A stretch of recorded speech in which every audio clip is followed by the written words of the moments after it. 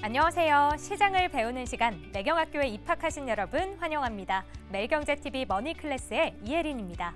안녕하세요. 여러분의 머니 멘토 머니클래스의 김현주입니다. 단순한 뉴스, 그 너머에 돈이 흐르는 원리, 시장이 움직이는 배경, 내 자산을 키우는 방법을 배웁니다. 투자 어렵다고만 느껴지셨나요? 머니클래스와 함께면 다릅니다. 실전 투자에 꼭 필요한 지식과 인사이트, 오늘도 쉽게 배워보도록 할게요. 연주 씨, 오늘 1교시는 어떤 수업 준비되어 있나요? 네, 오늘의 첫 번째 수업에서는요. 송률 매일경제TV 주머니 매니저의 한국 반도체 샌드위치에서 게임 체인저 수업이 준비되어 있고요. 2교시에서는 4주간 진행되는 블록체인 기초세미나, 그 세 번째 디지털 자산 산업을 이해하는 프레임워크 수업입니다. 여러분의 돈 공부 파트너 머니클래스와 함께 투자, 주식, 부동산, 금리까지 매일같이 쏟아지는 정보 속에서 진짜 나에게 필요한 건 무엇인지 헷갈림은 줄이고 실력은 높이는 시간. 기초부터 탄탄하게, 실전까지 똑똑하게 원 스텝, 투 스텝, 차근차근 한 걸음씩 공부하는 머니클래스. 지금 바로 시작합니다. 고고!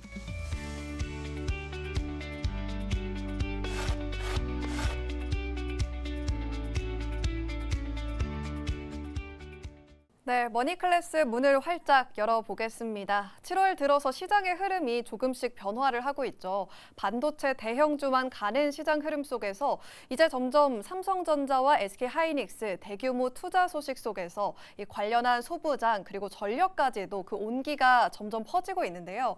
여전한 시장의 주인공 반도체라고 한다면 우리가 7월 중순 이 하반기의 투자 전략을 어떻게 짜봐야 될까요? 여기에 대한 답들 오늘의 선생님과 알아가 보겠습니다. 오늘은 매일경제TV 주머니 매니저 송률 매니저님과 함께합니다. 매니저님 안녕하세요. 안녕하세요. 네, 반갑습니다. 저랑은 또 처음 이렇게 호흡을 맞춰보고요. 우리 시청자분들도 오랜만에 뵐 텐데 시청자분들께 인사 한번 해주시죠. 예, 잊을만 하면 찾아뵙고 있습니다. 지금 또 어려운 시장이기 때문에 다양한 인사이트 오늘 좀 드리고 싶고요. 지금 굉장히 여러분들도 아시겠지만 반도체 중심으로 이어지고 있기 때문에 그 안에서도 선별 전략 챙기시면 좋을 것 같습니다. 네, 다양한 반도체에 대한 전략들 오늘 짚어주신다고 하니까 끝까지 함께해 주시면 되겠습니다. 자, 그럼 오늘의 수업 주제를 바로 한번 공개를 해볼게요. 우리 선생님이 오늘은 또 한국 반도체 샌드위치에서 게임 체인저로 라고 주제를 정해주셨는데 오늘 대충 저희가 어떤 내용을 배워갈 수 있을지 포인트 미리 한번 짚어주시죠. 예, 앞전에 이제 대한민국 하면은 반도체 상징이었는데 우리는 약간 샌드위치 역할이었습니다. 대만 같은 경우는 파운드리를 주도했고 미국 같은 경우는 설계를 주도했습니다. 일본 같은 경우는 소재랑 부품을 주도하면서 약간 우리나라가 두각을 못 타내고 있던 시점이었는데 지금은 그렇지가 않다. 지금은 메모리가 본격적으로 개발했고 AI로 인한 수혜가 직접적으로 연결이 되면서 지금 게임 체인저 역할을 하고 있기 때문에 이 안에서 앞으로 우리가 중장기적으로 수혜 기대감이 더해진 종목들 한번 보시면 좋을 것 같습니다. 네, 특히나 우리가 어떤 점들에 주목을 해야 될지 자세한 내용들 풀어가 보도록 하겠습니다. 지금 시장 흐름이 전환된 핵심에는 앞서 언급을 한 것처럼 특히 이 3대 메가 프로젝트가 6월 말에 발표된 점이 가장 핵심적인 역할을 하게 됐는데요. 그중에서도 삼성전자와 SK그룹 이제 4,700조 원이 넘는 규모의 투자를 한다라는 소식들이 전해졌는데 지금 이 투자에서 우리가 꼭 알아가야 될 포인트가 뭘까요?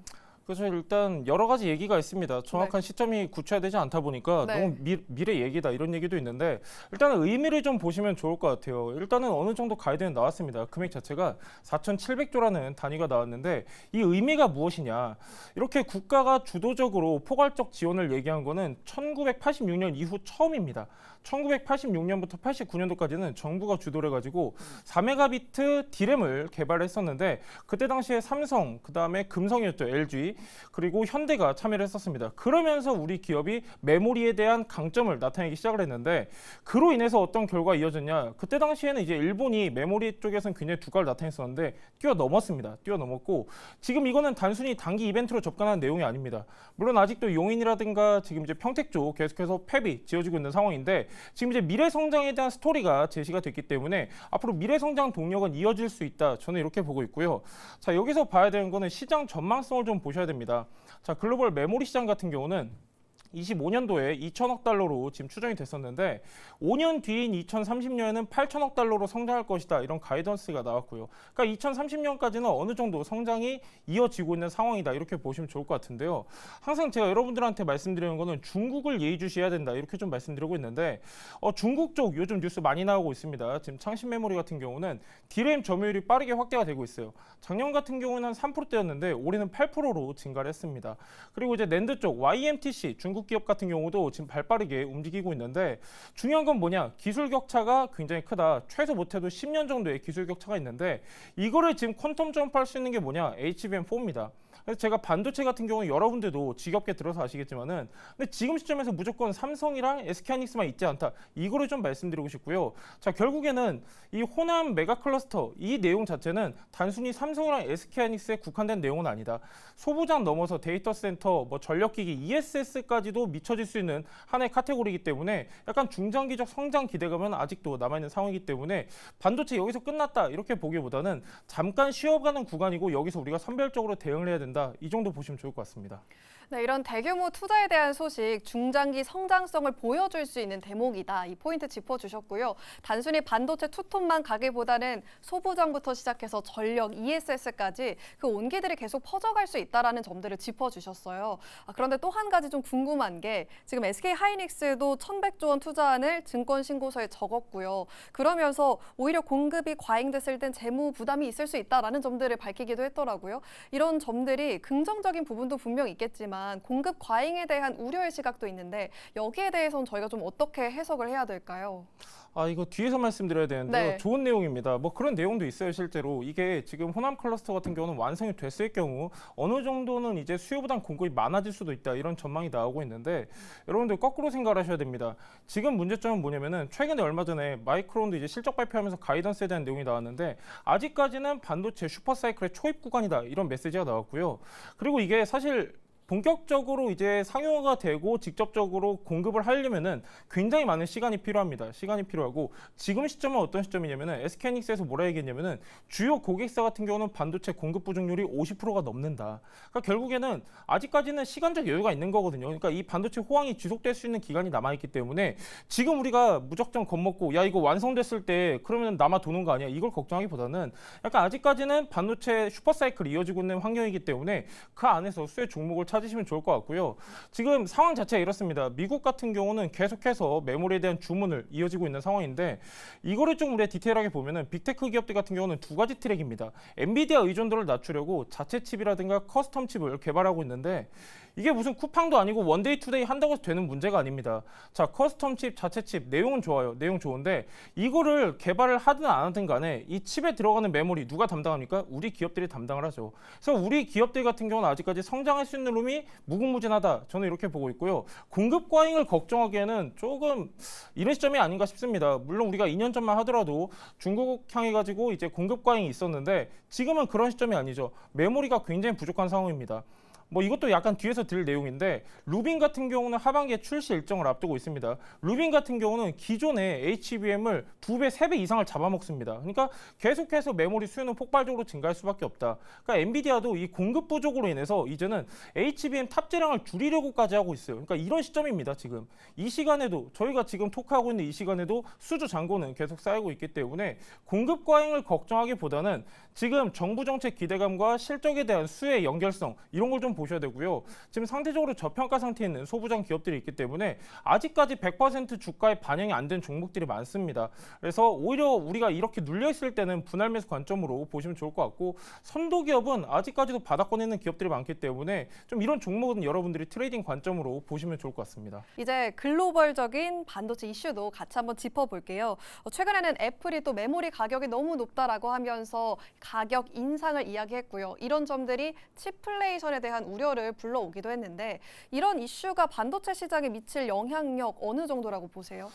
일단은 영향이 작지는 않습니다. 애플 이슈가 나왔을 때 삼성전자라든가 SK하이닉스 뭐 약간 주가에 영향을 줄 정도로 굉장히 큰 이슈인데 이번에 약간 다른 관점이라고 봐요. 이거 떼쓰는 거거든요, 사실은. 네. 애플이 사실은 앞전에는 약간 갑질 아닌 갑질을 했어요. 그래서 통수도 많이 쳤는데 지금은 그런 상황이 아니란 말이에요. 그렇기 때문에 애플도 자체적으로 지금 협상이 안 되기 때문에 미국 정부에다가 요청을 한 상태고 근데 미국 행정부 입장은 이런 입장입니다. 중국산 칩을 구매를 허용하게 해주면은 결국에는 중국의 산업 경쟁력을 키워주는 거기 때문에 이건 좀 어렵다라고 일단은 메시지가 나왔고요. 그래서 저는 지금 시점에서는 오히려 이런 메모리 기업들의 공급 영향력이 더 커지는 시점이다라고 보고 있고, 지금 사실 이게 쉬운 문제는 아닙니다. 왜 그러냐면은 중국 반도체 있어요. 창신 메모리도 지금 DRAM 점유율 올라가고 있다, 이렇게 말씀드렸는데, 반도체가 누구나 이제 접근을 할 수 있습니다. 접근할 수 있는데 가장 큰 중요한 문제점은 수율이에요. 수율. 제가 실제로 써봤거든요. 이거를 써봤는데 그렇습니다. 그래서 저는 사실상 중국이 아직까지 우리 기업을 위협할 정도는 아니다라고 보고 있고, 그냥 하나의 그냥 이슈 정도로 저는 보고 있고, 실제로 투자 심리에 큰 영향 안 미쳤어요. 그래서 지금 시점은 오히려 우리나라 메모리 반도체 기업들의 영향력이 확대되는 구간이다, 이걸 좀 다시 한번 나타내는 뉴스가 아닌가 보고 있고, 중요한 건 뭐냐면은 메모리 가격이 치솟고 있습니다. 그러니까 애플도 나 이렇게 비싸면은 중국 거 살 거야, 이런 내용이 나온 건데, 실제로 PC용 DRAM 같은 경우는 전분기 대비했을 때 105에서 110% 정도 증가를 했고요. 낸드도 마찬가지입니다. HBM 같은 경우도 전분기 대비했을 때 한 80% 이상 증가를 했기 때문에, 이 얘기는 뭐냐면은 우리 메모리 기업들의 수익성이 강화가 되는 구간이에요. 그래서 지금 계속해서 이건 사실 우리한테는 좋은 뉴스입니다.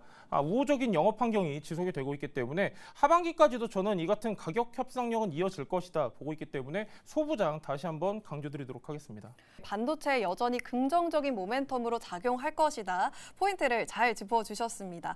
자, 그런데 이제 세계에서도 반도체 시장 영향력 굉장히 커지고 있고요. 6월 달에 우리가 확인했던 반도체 수출 역시도 사상 처음으로 400억 달러를 돌파했다, 이런 소식들이 전해졌더라고요. 이렇게 본다면 반도체 시장 계속 커진다고도 하고, 증권가에서는 이제 메모리 사이클이 이제 겨우 허벅지다, 이런 얘기도 하는데, 우리 선생님은 어떻게 보세요?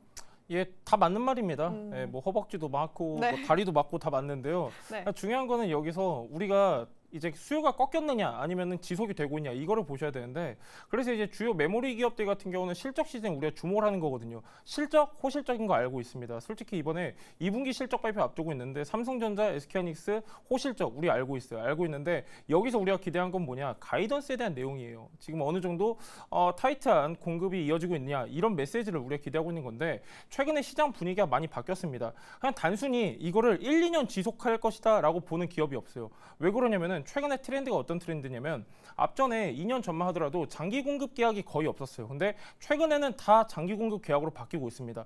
그래서 판매 가격이 증가해요. 평균 판매 가격 ASP가 증가하다 보니까 전체적으로 가격이 상승하는 흐름인데, 저는 이게 쉽게 꺾이지 않을 거라고 보고 있습니다. 보통 제가 말씀드리는 게, 반도체가 이제 꺾였다라고 하는 게 시그널이 몇 가지가 있어요. 일단은 ASP 가격이 깎여야 돼요. 그러니까 DRAM이라든가 낸드 평균 판매 가격이 하락을 해야 되고, 출하량 자체가 감소를 해야 되고, 수주 잔고가 감소를 해야 되는데, 세 개 다 멀쩡합니다. 이어가고 있는 상황이에요. 그래서 지금 시점에서 우리가 섣불리 겁먹을 타이밍은 아니다라고 저는 보고 있고, 다만 이제 반도체 같은 경우는 경기를 선행하는 역할을 하고 있기 때문에 어느 정도 선반영된 부분도 분명히 있어요. 분명히 있는데, 근데 사실 거꾸로 우리가 돌이켜보면은 삼성이랑 SK하이닉스를 1, 2주 보고서는 접근한 종목은 아니거든요. 중장기적 성장 스토리까지 보고 접근한 거기 때문에 저는 충분히 중장기적 관점으로는 아직도 메리트가 있다, 이렇게 보고 있고요.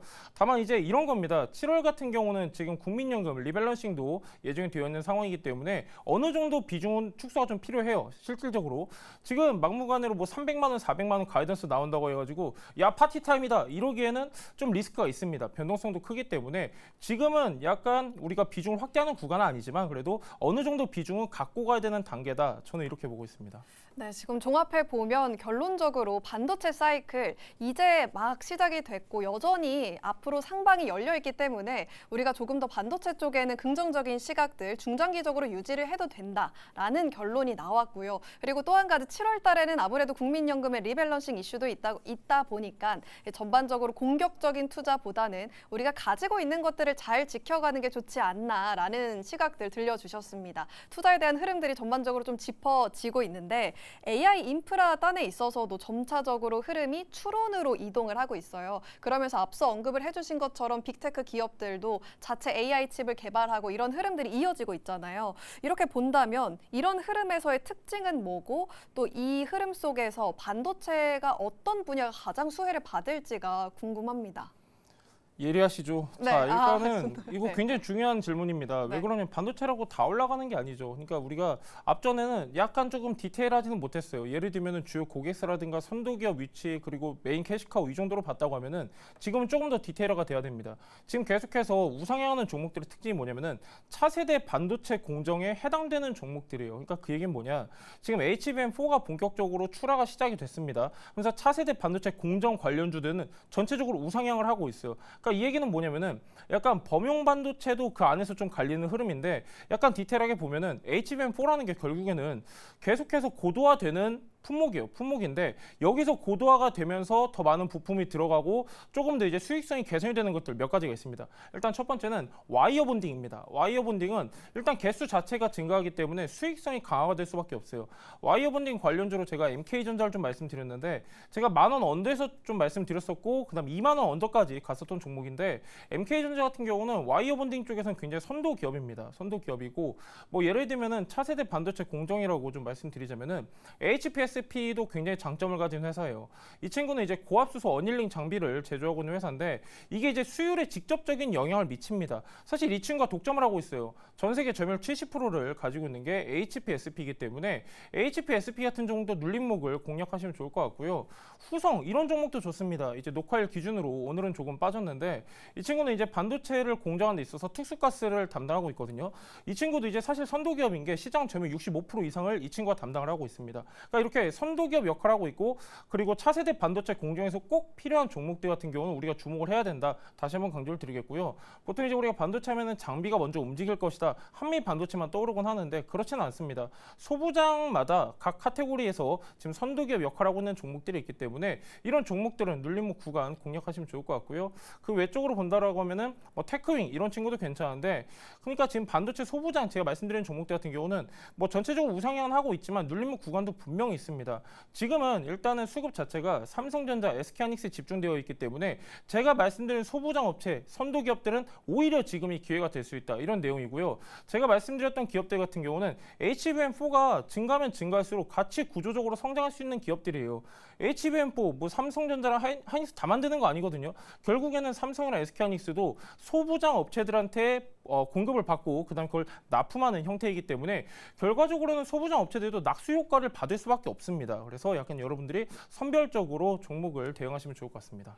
네, 반도체 소부장에 대한 힌트들 좀 주셨는데요. 저희가 종목에 대한 이야기를 하기에 앞서서 하반기에 반도체 이벤트들이 대거 자리를 하고 있습니다. 여기부터 체크를 하고 종목에 대한 이야기 이어갈게요. 지금 우리가 방송일 나가는 기점으로는 삼성전자의 잠정 실적도 나왔을 거고요. 그 이후로부터 해서도 2026년 내내 반도체 이벤트들 대거 자리를 하고 있더라고요. 좀 깔끔하게 정리 한번 해주시죠. 예, 일단 뭐 네. 녹화일 기준이니까요. 7월 초 같은 경우는 삼성전자 잠정 실적 발표 예정돼 있고요. 그다음에 23일 같은 경우는 SK하이닉스 실적 발표 예정돼 있는데요. 여기서 끝나지 않습니다. 하반기 모멘텀이 굉장히 많아요. 8월 같은 경우는 엔비디아 실적 관련 블랙웰 공급 확대 현황이 발표가 되고요. 그다음에 3분기 같은 경우는 전반적으로 HBM에 대한 내용들이 지금 예정이 되어 있습니다.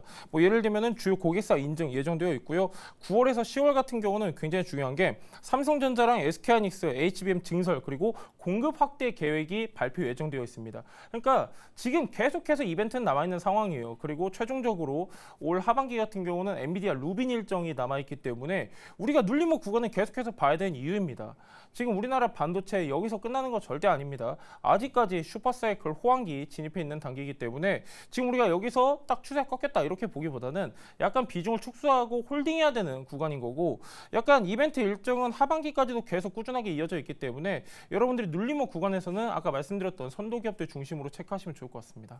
네, 이렇게 눌림목에서 이벤트가 있을 때마다 반도체 소부장을 비롯한 반도체 섹터 전반이 뛰어오를 수 있으니까 이런 점들 잘 체크를 해두셔야 되겠습니다. 앞서서 좀 우리가 반도체 소부장을 볼 때는 선도적인 기술력이 있는 종목 그리고 혹은 반도체 공정에서 꼭 필요한 그런 종목들을 보자라는 말씀들을 해주셨는데 우리가 반도체 소부장 쪽에서 핵심 종목을 꼽아 본다면 우리 선생님은 어떤 쪽을 가장 유망하게 보실까요? 예, 어려운 질문이죠. 네. 반도체 종목이 한 100개가 넘습니다, 사실. 맞습니다. 예, 일단 반도체 중에서는 전 항상 말씀드리는 게 첫 번째로는 주요 고객사를 보셔야 돼요. 삼성전자, SK하이닉스 주요 고객사 들고 있어야 되고 조금 더 넓게 보면은 마이크론까지 확보하면 좋습니다. 그래서 제가 여러분들한테 계속 말씀드린 거는 장비 쪽을 보셔야 된다 좀 강조를 드렸었는데 한미 반도체 같은 경우는 지금 저는 개인적으로 좋은 자리라고 봐요. 녹화일 기준으로 봤을 때 24만 9천 원이거든요. 지금 이제 최근에도 TC 본더 관련해 가지고 이슈가 나오고 있는 상황인데 기술력이라든가 시장 점유율에 대해서는 아직까지 선도기업 역할을 하고 있어요. 그래서 한미 반도체 같은 경우는 저는 계속해서 수주 기대감이 더해질 수 있다라고 보고 있고 지금 제가 왜 좀 중요한 자료를 말씀드리고 있냐면은 25만 원 구간 자체가 앞전에 강한 지지선 역할을 했던 구간입니다. 앞전에 저항 매물대 역할을 했던 구간이기도 하기 때문에 이 구간 같은 경우는 아무리 못해도 최소한 4-5번 정도 강한 지지를 받았던 구간이에요. 그래서 기술적 측면으로 봤을 때 굉장히 메리트 있는 자리이기 때문에 저는 일단 한미반도체 좀 말씀을 드리고 싶고요. 현 주가 24만 9천 원입니다. 앞전에 저항 매물대 역할을 했던 구간 35만 원까지는 여러분들이 보셔도 좋을 것 같고요. 그리고 약간 나는 시간적 여유가 있다. 그리고 나는 사실 지금 현금 여유가 좀 있다 하신 분들은 HPSP 보셔도 좋아요. HPSP 같은 경우도 5만 원대에서 한번 슈팅이 나오면서 9만 2천 원까지 한번 갔었거든요. 9만 2천 원에서 슈팅 나오고 거래량 급감하면서 지금 매물 소화하고 있는 과정인데 의미 있는 거래량이 또 들어오기 시작을 했습니다. 그래서 HPSP 고압수소 어닐링 전 세계 점유율 70%라고 말씀을 드렸습니다. 그래서 장비 쪽에서는 한미반도체 그리고 HPSP 좀 말씀을 드리고 싶고요. 그리고 나는 기판을 보고 싶다 하신 분들은 지금 이제 오늘 같은 경우는 이수페타시사 좀 오르더라고요. 이수페타시스 같은 경우는 안 오를 이유가 없는 종목인데 이제서야 주목을 또다시 받기 시작을 했습니다. 그래서 이수페타시스 조금 부담스럽다 하신 분들은 TLB 보셔도 좋습니다. TLB 이 친구도 지금 마찬가지로 한번 슈팅 나오고 조정받고 있는 단계인데 TLB가 굉장히 좋아요. 지금 HBM이라든가 AI 대응하는 칩 계속해서 연구 개발하고 있는 상황이고 TLB 같은 경우는 전체 매출의 100%가 PCB에서 발생을 하고 있습니다. 칩 쪽에서는 굉장히 선도기업 역할을 하고 있어요. 그래서 약간 장비 쪽에서는 한미반도체랑 HPSP 말씀드리고 싶고요. 기판 쪽에서는 TLB 말씀드리도록 하겠습니다. 네, 장비 쪽의 흐름들과 또 기판에서 유망하게 보는 소부장 종목들 핵심적으로 뽑아주셨습니다. 우리 선생님 오늘 너무나 깔끔하고 핵심들 쏙쏙 뽑아서 전달을 해주시고 있어서요. 많은 시청자분들이 소부장 쪽에 어디에 투자를 해야 될지 그 감을 잡기가 쉬운 오늘의 수업이 되지 않을까 싶습니다. 그런데 한 가지 좀 더 여쭤보고 싶은 게 지금의 시장 흐름을 토대로 봤을 때는요. 지금 외국인이 코스피 시장에서 계속 빠져나가고 있고 특히나 집중적으로 매도를 하는 게 삼성전자, SK하이닉스의 비중을 줄여가고 있어요. 그럴 때마다 개인 측에서 이 반도체 투톱을 사들이는 모습들이 포착이 되고 있는데 이런 개인의 매수 행보는 좀 바람직하다고 보시는지 아니면 여기보다는 앞서 언급이 됐었던 소부장에 집중을 하는 게 좋을지 7월 달에 그 전망을 어떻게 보실까요? 지금 바람직하다, 바람직하지 않다 뭐 이런 네. 걸 따지기엔 좀 어려운 것 같고요. 네.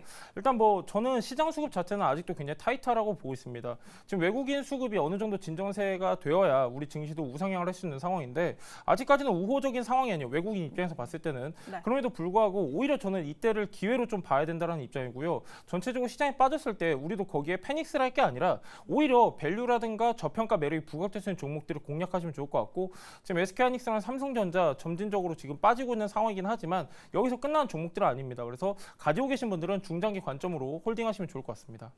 네, 반도체 투톱에 대해서는 우리가 중장기적인 관점에서 조금 더 홀딩을 해보고 만약에 외국인이 계속해서 이탈을 한다고 해도 패닉셀에 동참하지는 말자라는 그 포인트 꼭 기억을 해두시면 좋겠습니다. 오늘 시장 전반에 대해서 반도체가 이제 계속해서 올라갈 것이다, 우상향할 것이다 라는 그 근거들도 짚어봤고요. 더 나아가서는 우리가 소부장까지 그런 온기가 확산이 된다면 어떤 쪽에 집중을 해야 되는가 여기에 대한 답들은 또 장비주 그리고 기판 쪽에서 찾아볼 수가 있었습니다. 여기에 대한 종목의 이야기들 그리고 반도체 투톱 7월 달에는 어떤 대응을 해야 되는지까지 오늘 우리 선생님이랑 꼼꼼하게 체크를 해봤는데요. 더 많은 이야기 우리 선생님이 또 머니클래스에 자주 나오시는 게 아니에요. 그래서 더 많은 이야기 나누고 싶은 분들 많으실 텐데 저희 우리 시청자분들 어디로 가면 될까요? 예, 사실 오늘 굉장히 짧습니다. 삼성전자 하나만으로도 24시간 떠들 수 있는데요. 네. 삼성전자, SK하이닉스 주요 고객사로 두고 있는 선도기업들 정리해서 네이버 밴드에 올라가 있으니까요. 네이버 밴드에 송률 검색하시면 될 것 같습니다. 네, 오늘 송유일 선생님과 함께 반도체 전반 여전히 우상향할 수 있는 상방 열려 있다라는 포인트들 짚어봤고요. 여기에 대한 근거까지 상세하게 만나봤습니다. 그리고 이제 7월 중순 들어서는 반도체 소부장까지도 그 온기가 확산될 수 있다라는 포인트 짚어보면서 특히나 장비 그리고 기판 쪽에 집중을 해보자라는 인사이트들도 얻어볼 수 있었습니다. 반도체에 대한 투자 전략들 다양하게 오늘 송유일 선생님과 짚어봤습니다. 오늘 말씀 고맙습니다.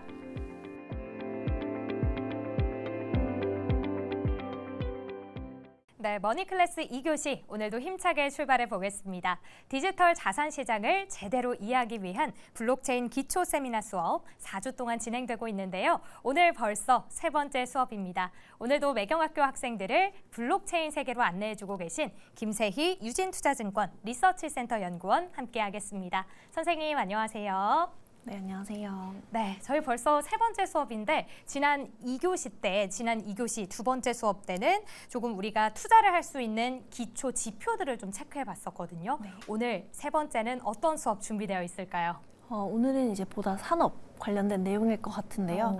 아무래도 지난 시간에는 시장이 어떻게 형성됐고 이제 가격에 영향을 미치는 요인들을 좀 위주로 봤던 것 같아요. 네. 근데 이제 그거보다는 이제 뉴스나 혹은 어떤 이벤트들을 좀 파악하려면 이 산업의 구조, 어떻게 이 산업이 형성되고 어떤 기초 베이스들이 있는지를 확인하는 내용일 것 같습니다. 네, 이제는 뼈대를 조금 체크해보자라고 또 이야기를 해주셨으니까 바로 그 안으로 들어가 보도록 할게요. 지금 디지털 자산 시장 사실 굉장히 많은 이야기가 나오잖아요. 비트코인, 이더리움 그리고 스테이블 코인까지 여러 개가 좀 뒤섞여 있는데 이 디지털 자산 산업 어떤 기준으로 좀 저희가 나눠볼 수 있을까요? 굉장히 이제 여러 프레임들이 있을 수 있겠는데 저는 이제 크게는 네. 디지털 자산 그리고 스테이블 코인 그리고 토큰화 자산 이렇게 세 가지로 크게 보면 좋을 것 같다라는 생각을 하는데요. 일단은 이 세 가지 기준들이 모두 다 블록체인 위에서 다른 특징들을 하고 있습니다. 오, 네, 지금 정리를 해주신다면 디지털 자산 그리고 스테이블 코인, 토큰화 자산 이렇게 압축을 좀 해주셨는데 그럼 그 안에서 저희가 또 하나씩 좀 체크를 해보면 좋을 것 같아요. 먼저 디지털 자산의 역할 딱 하나로 포인트 잡아보면 뭐가 있을까요?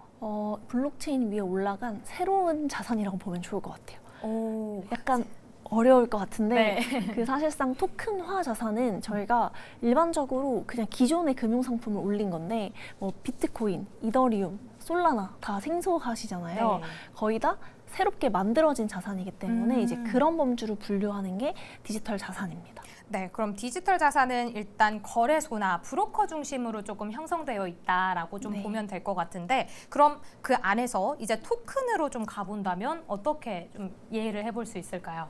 토큰이라고 하면 토큰화 네. 자산 말씀해 네. 주시는 거겠죠? 그래서 토큰화 자산 같은 경우에는 이미 있는 예를 들면 뭐 주식, 그다음에 부동산, 그리고 혹은 뭐 지수가 될 수도 있고요. 여러 가지 기존에 있던 금융 상품을 블록체인 위에다 올린 자산이라고 봐주시면 좋을 것 같아요. 네. 그래서 가장 무난한 게 이제 토큰화 주식이라고 얘기를 많이 하잖아요. 이제 그런 것들이 있을 것 같고 그 외에도 이미 있던 상품, 그러니까 저희가 비트코인이나 뭐 이더리움 같이 여러 상품보다 여러 이제 새로운 자산이 아니라 기존에 있었던 자산들을 이제 새롭게 온체인에 올린 거 이렇게 봐주시면 좋을 것 같습니다. 네, 토큰 증권 저희가 뒤에서 조금 더 자세하게 또 다뤄볼 테니까요. 잠시 뒤에도 또 함께 체크를 해주시면 좋을 것 같고 그럼 스테이블 코인은 저희가 1교시 때부터 계속 들었잖아요. 이건 또 어떻게 분류를 해볼까요? 사실 스테이블 코인은 이미 이제 법적인 어떤 지위를 받고 있는 미국 기준으로 따라보면 이게 저희가 봤던 디지털 자산이랑 분리를 하고 있어요. 네. 왜냐하면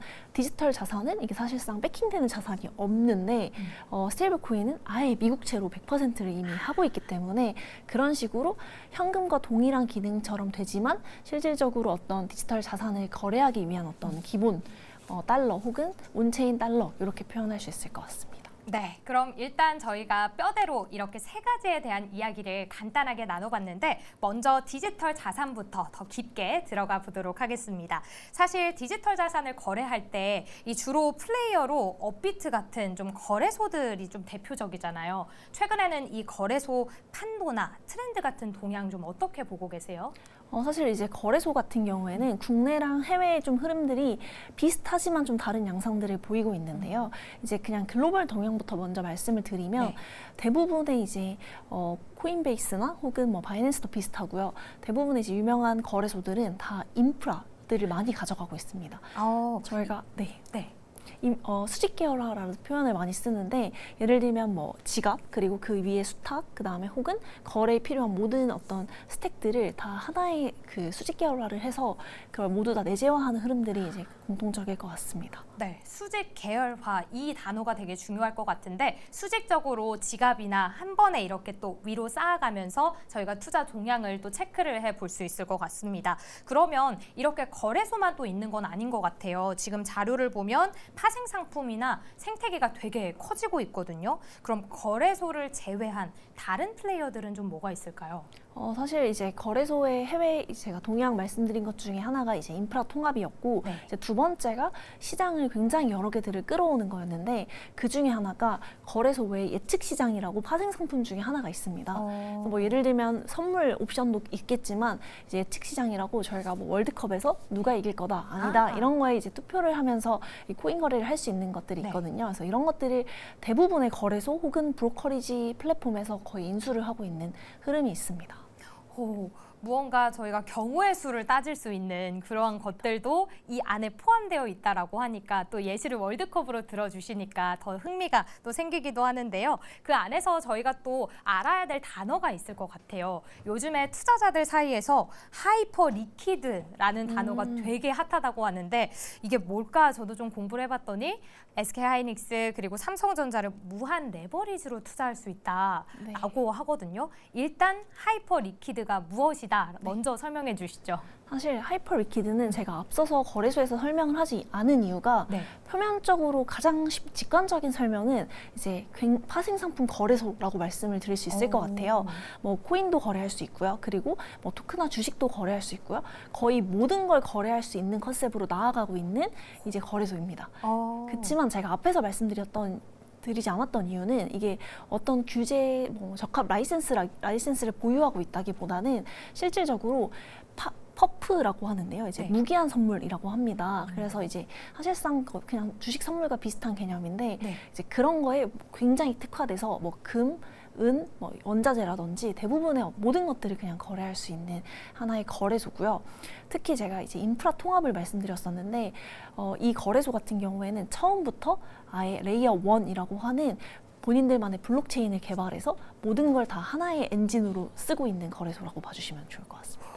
되게 어렵긴 한데요. 우선 정리를 해보면 모든 걸 거래할 수 있는 파생 상품 거래소다라고 또 체크를 해주셨습니다. 그럼 제가 여기서 좀 궁금한 게 생기는데 삼성전자, SK하이닉스 뭐 10배 레버리지 이런 게 있다고 했잖아요. 그럼 저희가 따로 주식시장에서 거래하는 다른 종목들도 이 하이퍼 리퀴드에서 또 거래를 할 수가 있나요? 네, 사실 이론 원칙적으로는 당연히 가능하고요. 사실 지금 코스피와 그다음에 삼성전자, 하이닉스 같은 경우에는 10배 레버리지 상품까지 이제 이용이 가능한데요. 이제 이게 어떻게 가능하냐 이렇게 좀 단순하게 말씀을 드리면 사실상 일정 이상의 이제 하이퍼리퀴드의 자체 코인인 하이프를 예치하게 되면 누구나 이 시장들을 열 수가 있습니다. 예치금만 넣으면? 맞습니다. 그래서 사실상 직관적으로는 그 비용이 좀 커서 그렇지 실질적으로 본인이 시장을 어떤 종목이든 열 수가 있고요. 이제 그거에 따라서 거래가 많이 되면 그 수수료를 연 사람이 이제 가져갈 수 있는 구조이기 때문에 원칙적으로는 가능합니다. 원칙적으로는 누구나 일정 금액의 예치금만 있다면 맞습니다. 이 토큰을 열 수 있다라고 이야기를 해주셨는데 그러면 사실 개인 투자자들은 그 자금을 모으기가 어려울 것 같거든요. 그 주된 주체가 따로 있을까요? 예를 들면 뭐 가장 유동성을 많이 갖고 있는 뭐 트레이드 XYZ라고 하는 이제 플랫폼이라던가 이걸 전문적으로 하는 또 이제 플랫폼들이 생겨나고 있기 때문에 특히나 이제 거래에서 핵심은 유동성을 굉장히 많이 가지고 있어야 되거든요. 그래야 사실상 투자자 입장에서도 그 뭐 하이닉스 10배를 쓰더라도 이제 있는 곳에서 쓰기 때문에 이제 그러한 흐름들이 좀 있긴 합니다. 네, 이곳 역시도 특정된 또 거래소가 딱 정해져 있기 때문에 그쪽으로의 자금들을 또 저희가 추적해 볼 수 있겠네요. 정확하게 그 안의 이야기 더 들어봤고요. 거래소를 넘어서 되게 혁신적인 플랫폼까지 생기고 있는데 한쪽에서는 이런 혁신이 일어나지만 다른 한쪽에서는 전통 기업들의 주가가 요즘 많이 흔들리고 있더라고요. 대표적으로 좀 비트코인의 고래로 불렸던 스트래티지 같은 디지털 자산 기업들 되게 주가가 좀 하락을 하고 있던데 이게 위험 신호로 저희가 좀 받아들여야 되는지 진단 좀 부탁드릴게요. 저희가 이제 디지털 자산이라고 분류를 한 거에 있어서 대표적으로 이제 비트코인이나 이더리움을 통해서 디지털 에셋 트레저리라고 이제 그 특정 디지털 자산을 계속해서 매입해서 네. 그거의 레버리지 효과를 누리려는 이제 그 어떤 종목들이 생겨난 게 바로 이제 마이크로 스트래티지, 네. 스트래티지라고 하죠. 비트마인 이런 종목들인데요. 사실 작년 같은 경우에 굉장히 매수세가 좋았었습니다. 네. 근데 이제 시장 그 이유는 결국 비트코인보다 훨씬 높은 한 3-4배의 레버리지를 가져갔기 때문인데 이제 결국은 지금 시장 상황이 안 좋아지면서 이게 연쇄적으로 지금 가격이 떨어지는 구간에서 이제 사실상 여러 배, 그러니까 실질적으로 시장에서 매입했던 비트코인을 팔아야 되는 상황이 왔고요. 네. 이제 그거에 따라서 투자자들의 심리가 굉장히 크게 좀 흔들리고 있습니다. 오, 레버리지 효과라는 단어까지 지금 또 이야기를 해주셨는데 그러면 지금을 조정 시의 매수 기회로 보기에는 아직 좀 기우일까요? 사실 저는 개인적으로 스트래티지와 그다음에 네. 비트마인을 조금 구분해서 보고 있긴 한데요. 네.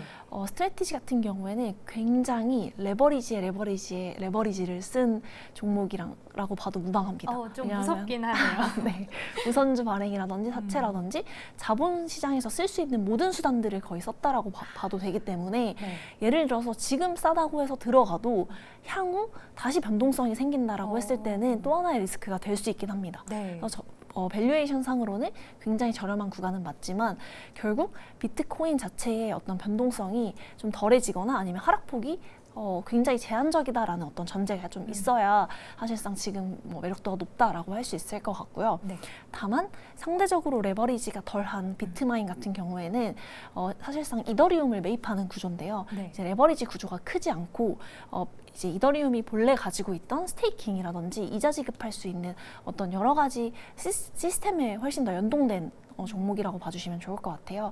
그래서 이 경우 이더리움이 굉장히 바닥 구간이다라는 확신이 있었을 때는 네. 향후 올라가는 상승 구간에 훨씬 더 레버리지 효과를 누릴 수 있는 종목일 수 있을 것 같긴 합니다. 네, 그러면 지금 보시는 게 스트래티지랑 비트마인으로 조금 비교를 해주시고 레버리지 정도로 지금 시장을 좀 책정을 해주고 계신데 그에 대한 또 저희가 알 수 있는 방법 같은 건 없을까요? 예를 들면 그 지금 시장에 진입할 수 있는 정도를 네. 말씀하실까요? 그 레버리지의 레버리지라고 얘기를 하시니까 어느 네네. 정도일까 뭐 그런 저희 앞에서 봤던 자료나 수급 이런 것들을 좀 저희가 확인해 볼 수 있는 지표 같은 게 있을지 좀 궁금해서.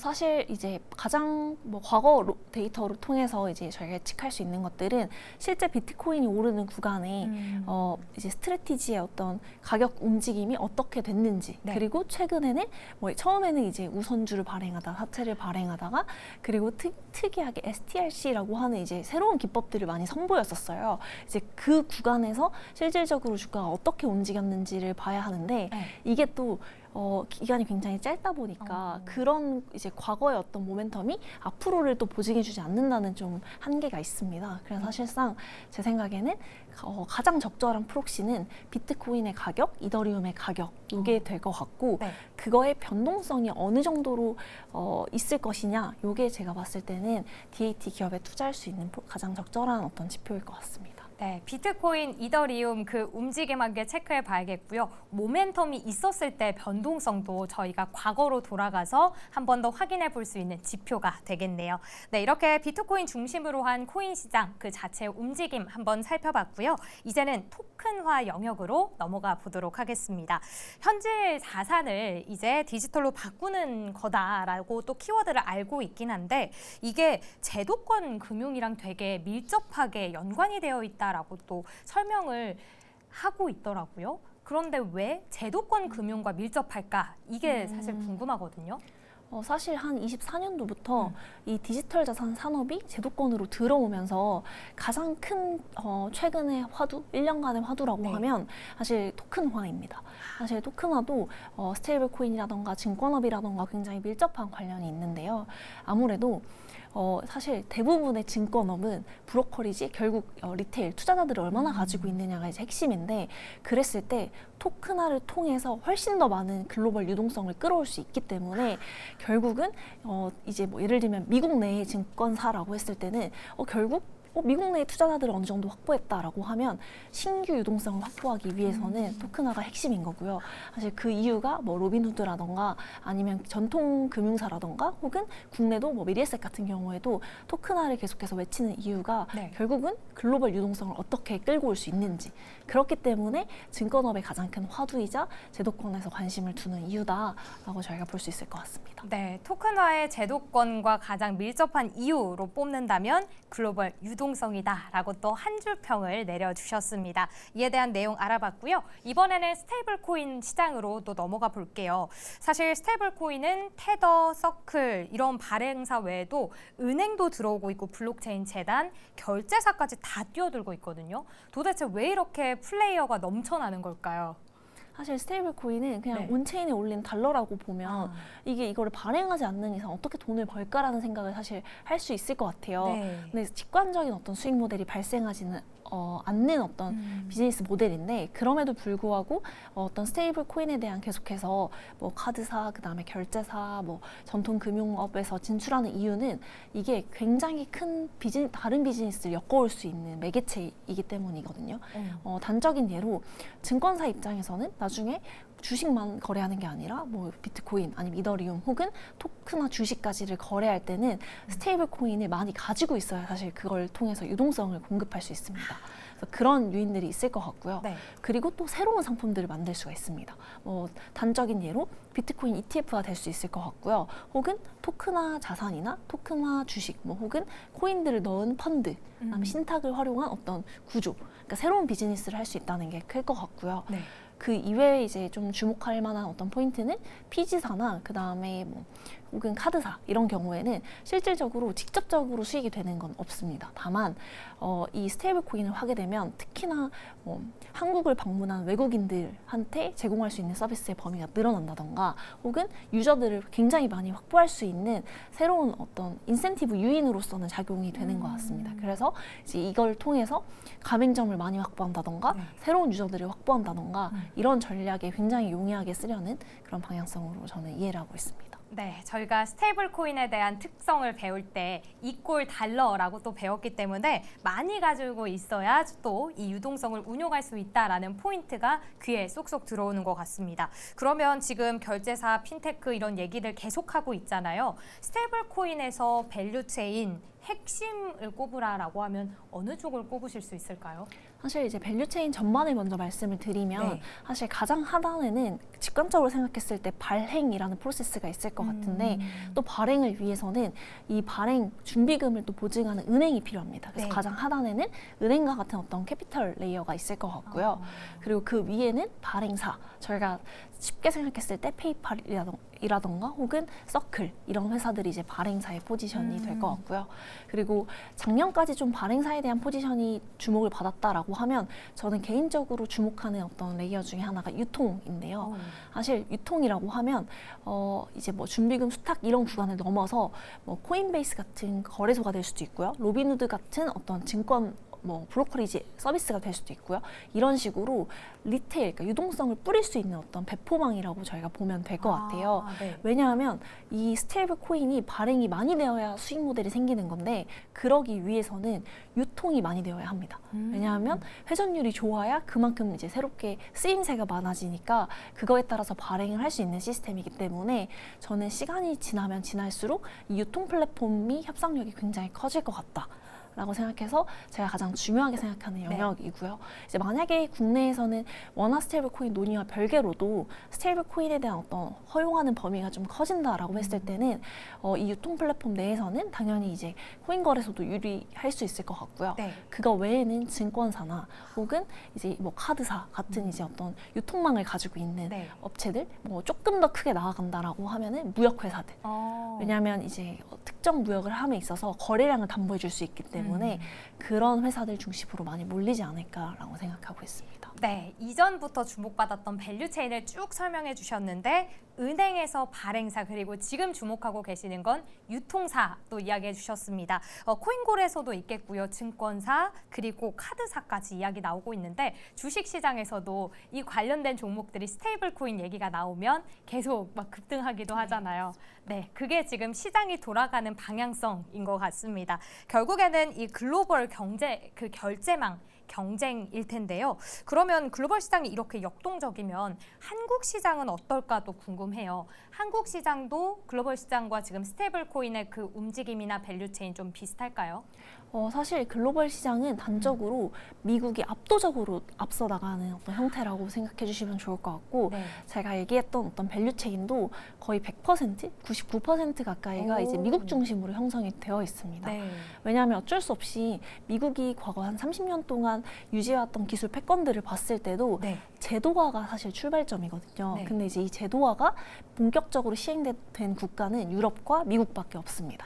근데 미국이 굉장히 혁신적인 어떤 법안들을 통해서 네. 민간 기업한테 기회를 굉장히 많이 줬기 때문에 뭐 유럽 같은 경우도 이제 은행 중심의 어떤 밸류체인이 형성이 되어 있는데 제한적이고 다만 미국 같은 경우에는 민간 기업 중심으로 밸류체인이 형성이 되어 있어서 한국 같은 경우에는 이 제도화가 되지 않았기 때문에 이 밸류체인이 형성되기에는 저는 한 2, 3년 정도의 시간 차이가 좀 있지 않을까라고 생각을 하고 있습니다. 아, 그래요? 지금 저희가 주식시장이랑 자꾸 비교를 해서 조금 그렇지만 연동이 되는 가장 쉬운 요인이니까요. 일단 한은 총재는 스테이블 코인 법제화를 계속 미뤘던 사람으로서 지금 주식시장에서도 관련 종목들이 그의 말에 희비가 엇갈리기도 하고 그랬거든요. 그럼 지금 미국과 한 2, 3년 정도 차이가 난다라고 얘기를 해주셨으면 한국도 어쨌든 규제나 특수성은 있을 것 같은데 우리만 가지고 있는 스테이블 코인의 규제 또 특수성 어떤 특징들이 있을까요?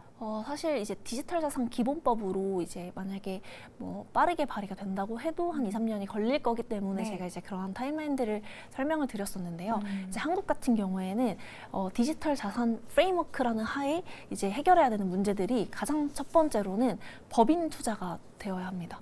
지금 현재는 거의 제가 알기로 글로벌 시장에서 유일하게 한국만 법인 투자가 불가능한 나라입니다. 그래요? 그래서 왜냐하면 개인으로만 이 어떤 계좌를 열 수가 있기 때문에 네. 좀 그 제가 전 시간에서도 말씀드렸던 게 기관 자금이 지속성이 있고 되게 건강한 자금으로 평가가 받기 때문에 이 변동성을 조금 더 완화시킬 수 있는 기관 자금이 들어올 수 있을 만한 통로가 아예 막혀 있습니다. 이제 그게 가장 첫 번째 요인으로 논의가 되고 있고요. 네. 그 다음에는 그래서 이 디지털 자산을 어떻게 구분을 해서 누가 이 규제를 담당할 것이냐, 뭐 자본시장 안에서는 어디까지 볼 거고 그게 아니라 디지털 자산 기본법을 만든다고 했을 때는 그 디지털 자산 기본법을 누가 관리할 것이냐, 뭐 이런 여러 가지 쟁점들이 아직까지 많이 남아 있습니다. 그래요? 네, 그리고 뭐 특히나 이제 가장 한국 시장의 좀 고유한 특성 중에 하나가 법인 투자와 더불어서 이제 그 특정 거래소, 저희가 5대 거래소라고 하잖아요. 네. 이제 그렇기 때문에 은행이랑 매핑이 되어 있습니다. 특근법으로. 그래서 이제 실질적으로 바스프라고 하는 가상자산 사업자만 가지고 있는 고유한 어떤 라이센스가 있는데 이게 현재로서는 증권사나 혹은 다른 기타 금융업에서는 취득을 할 수 없어서 이원화된 체제로 가지고 가고 있습니다.